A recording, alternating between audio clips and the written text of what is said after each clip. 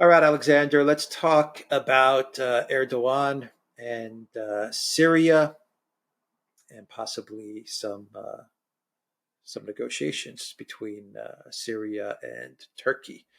Every every 3 to 6 months, we kind of revisit this topic of Syria and specifically Turkey in talks with Syria, and we might just finally be getting to that point where Turkey and Syria do sit down and resolve what has been a very difficult 10, 15 years between the two countries.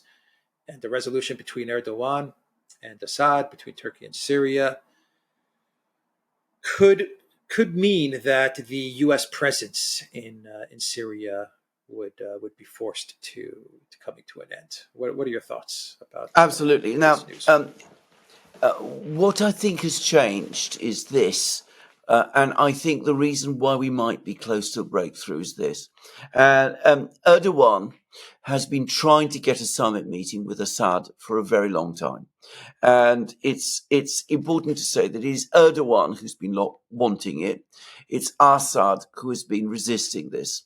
And the reason Assad has been resisting it is because he wants the Turks to commit to withdrawing completely from Syria.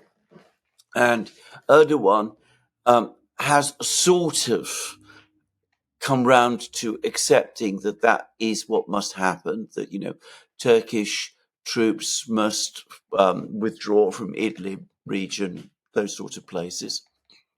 But at the same time, he doesn't want to seem like he's been pushed into doing it by Assad.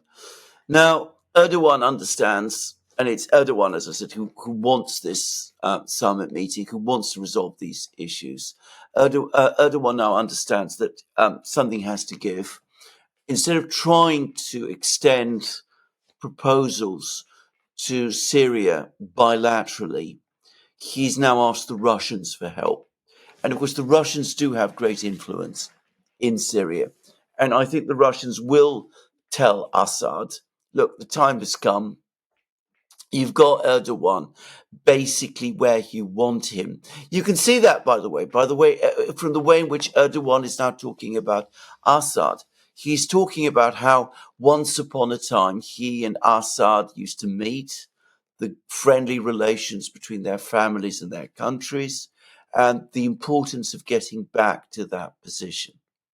I mean, that's a pretty extreme row back from Erdogan, if you remember the kind of things that he used to say about Assad and the lengths he went to try to overthrow Assad.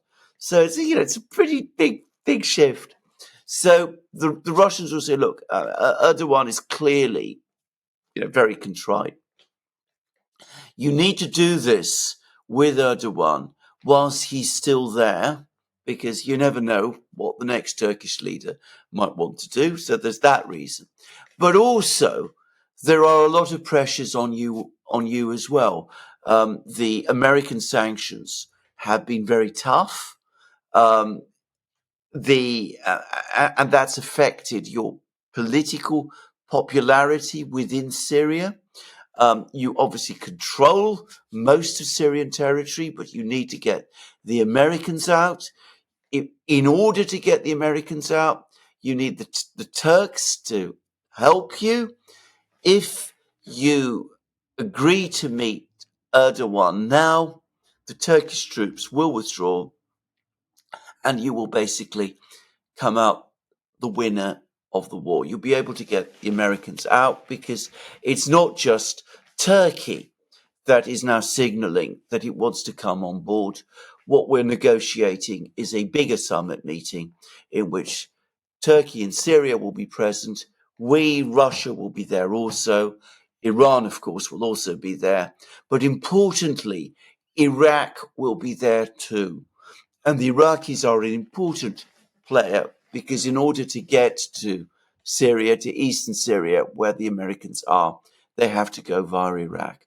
So if the Iraqis also say this territory should be returned to the authority of the Syrian government, then the Americans in eastern Syria are isolated. So you played your cards. This is what the Russians are going to say to Assad. You played your cards with great skill. Now is the moment to pull it all in.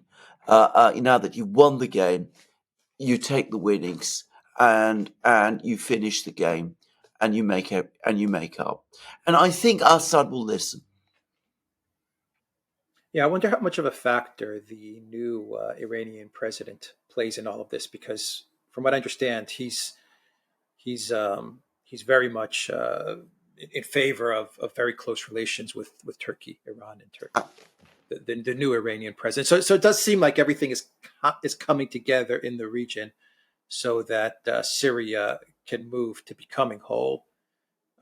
The U.S. is moved out of this base, and you're going to have some, I mean, balance, harmony in the region. I mean, Iran, Turkey, Syria, Iraq. I don't know. Is that a right word to use? I mean, I think you're absolutely right, and I think the new Iranian president is absolutely a factor in this.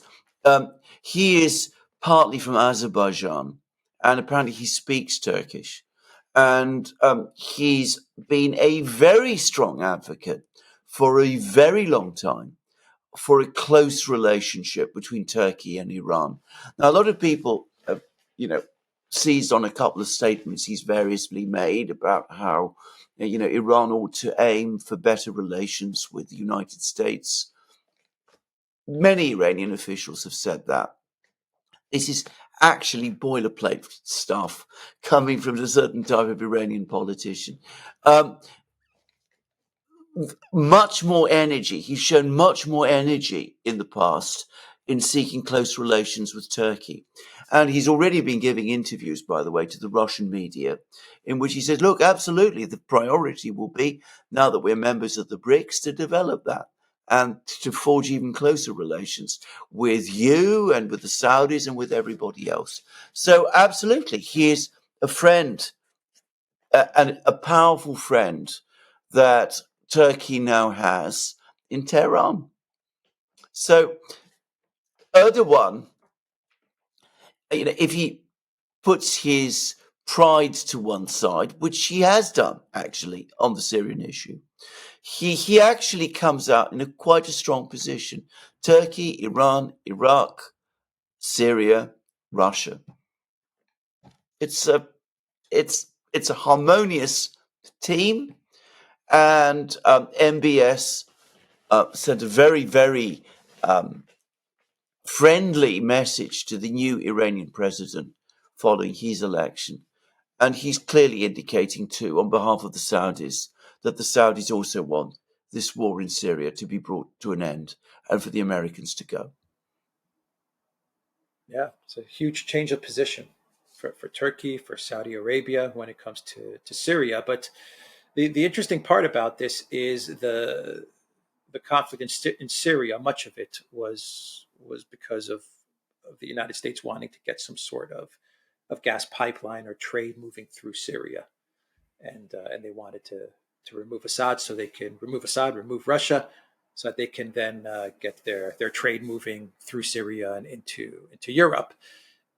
Now it looks like you're going to have the reverse situation, because this harmonious conglomeration of leaders and countries that's developing in the region is also going to lead the way to the trade, the north-south corridors, and the trade coming from Russia downwards. Instead of it going upwards into Europe, it now looks like we're going to go from top to bottom.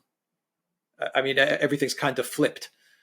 And the trade, this north-south trade corridors that are being planned and being built, this is a huge deal.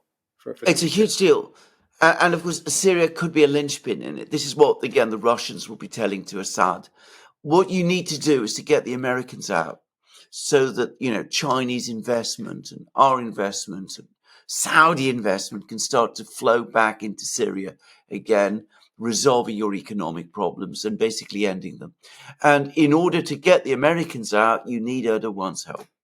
If you sort things out with Erdogan and with the Iraqis, And with this is a good moment to do it with, Erdogan looking for an end to this problem, Iran with a pro-Turkish president.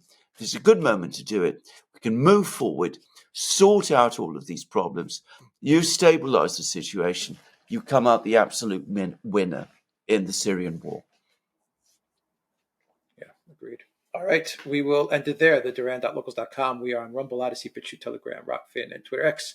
And go to the Duran shop, pick up some limited edition merch. The links are in the description box down below. Take care.